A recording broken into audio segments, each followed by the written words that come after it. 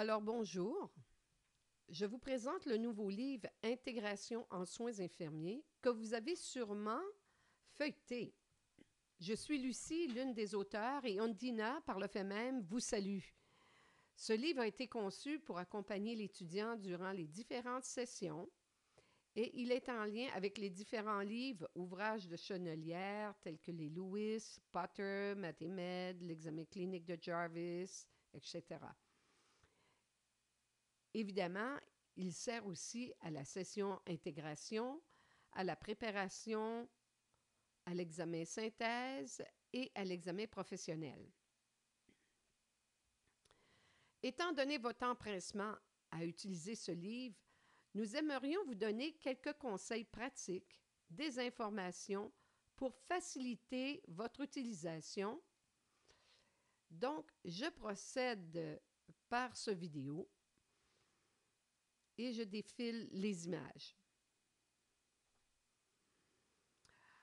N'oubliez pas que vous avez accès au livre numérique et pour y accéder, vous devez inscrire le code qui est sous le collant noir de votre livre papier. Sur la plateforme numérique, vous avez droit au corrigé, c'est-à-dire au solutionnaire des cas intégrateurs qui se trouvent dans le bloc 2 de votre livre et à 2 autres cas intégrateurs exclusivement sur la plateforme. De plus, pour ceux et celles qui ont des versions antérieures de Lewis et de Potter, soit 2010-2011, vous avez accès en version numérique, sur la plateforme évidemment, à l'index des renvois de révision. Il vous est possible de l'imprimer et de l'insérer à votre livre.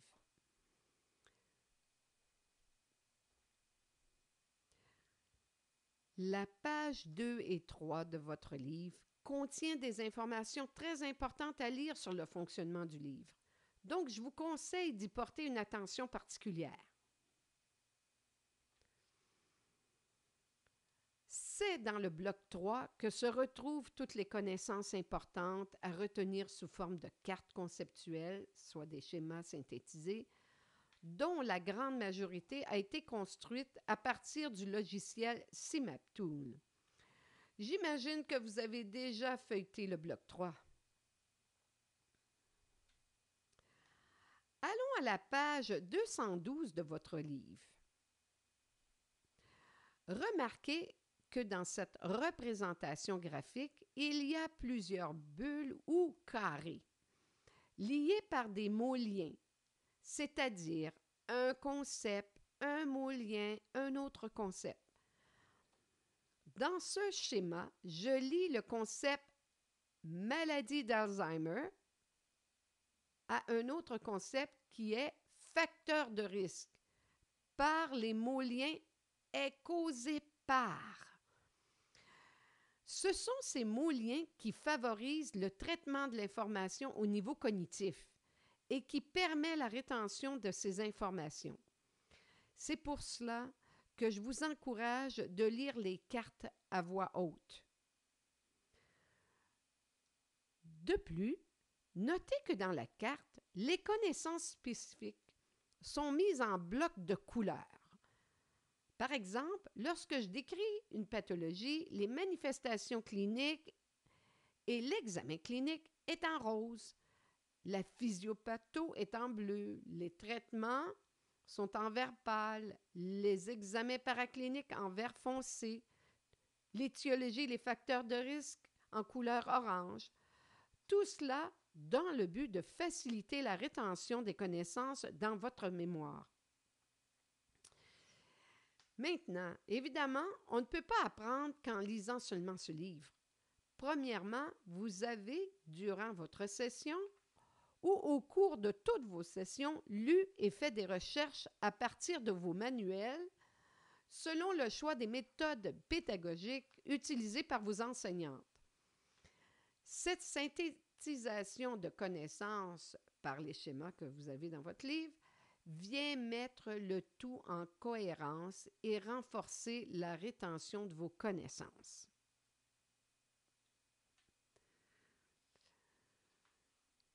J'imagine que vous avez remarqué dans les schémas qu'il y avait parfois un ou des pictogrammes en forme de petits livres. En fait, ce sont des renvois à l'index. Ce petit livre indique qu'il y a des éléments importants à maîtriser, à savoir que vous retrouvez soit dans des tableaux, figures et encadrés dans vos manuels.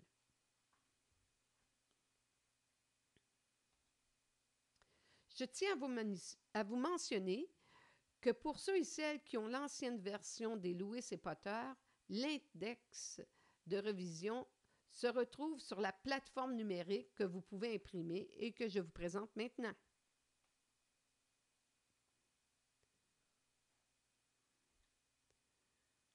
Voici quelques exemples de renvois, soit des pictogrammes, et comment les retrouver dans vos livres. Prenons le schéma sur hypertension artérielle, page 248 de votre livre, section classification qui est en bleu. La légende en bas du schéma vous indique de vous rendre à la section hypertension artérielle, donc à la page 407. Donc, voici à l'index, page 407, je recherche par lettre alphabétique, soit la lettre H. Bon, premièrement, hypertension artérielle. Deuxièmement, sous hypertension artérielle, je cherche le mot classification. Et à ce mot est inscrit T2, petit t 40.4, page 572. Donc, vous devez aller lire ce tableau dans Lewis, tome 2, le tableau 40.4, page 572. Notez que dans l'index, les livres utilisés ont différentes couleurs. Par exemple, les livres de médecine chirurgie de Lewis sont inscrits en rose. L'examen clinique de Jarvis est en vert pâle. Les fondements généraux de Potter sont en bleu. Et on vous réfère au cas intégrateur en couleur orange, en pédiatrie en mauve, soins critiques en noir, etc.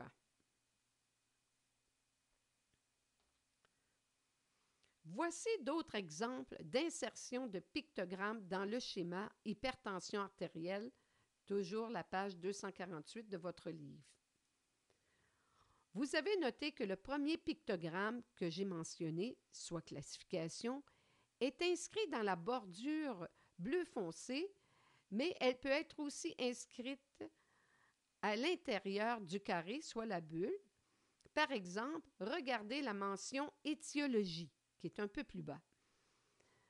Facteur de risque est surligné et accompagné d'un pictogramme, ainsi que cause de HTA secondaire.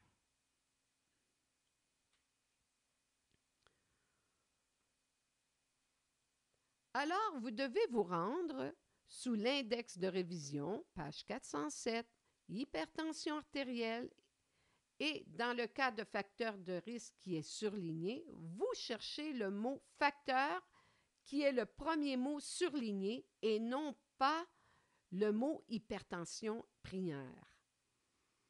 Donc, facteur de risque, allez voir Lewis, tome 2, tableau 40.5, page 573.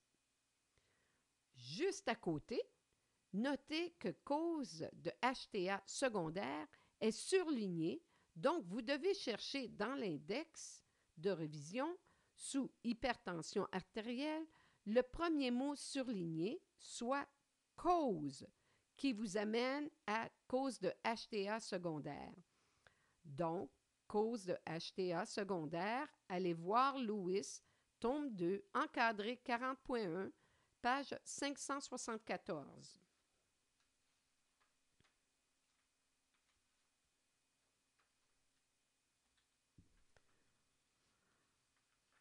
Pour faciliter votre étude, je vous suggère d'écrire dans les schémas les pages correspondantes aux pictogrammes. De cette façon, vous n'aurez pas à retourner à l'index de révision pour chaque pictogramme. Certaines cartes ont des pictogrammes, d'autres cartes n'en ont tout simplement pas. Rappelez-vous que ce livre vous appartient et que vous pouvez écrire dans ce livre, ajouter vos notes personnelles ou celles du prof. Vous pouvez y coller aussi des post-it. Autre petit truc qui est un de mes petits trucs, vous pouvez vous faire sur votre ordi un dossier que vous nommez pictogramme en lettres majuscules et à l'intérieur, faire pour chaque page qui a des pictogrammes, évidemment, des dossiers spécifiques. Par exemple, dossier page 248. J'irai télécharger dans ce dossier, à partir de vos livres numériques, tous vos tableaux encadrés et figures qui concernent la page 248. Donc, lors de votre étude, c'est très rapide et facile de vous y référer.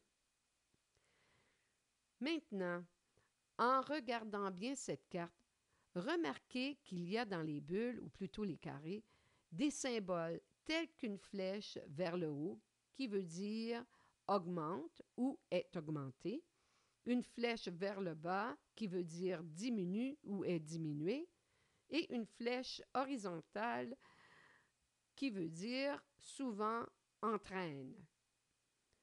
Vous trouverez toutes les abréviations, les acronymes et les symboles de cet ouvrage à la page 416 et 417 de votre livre.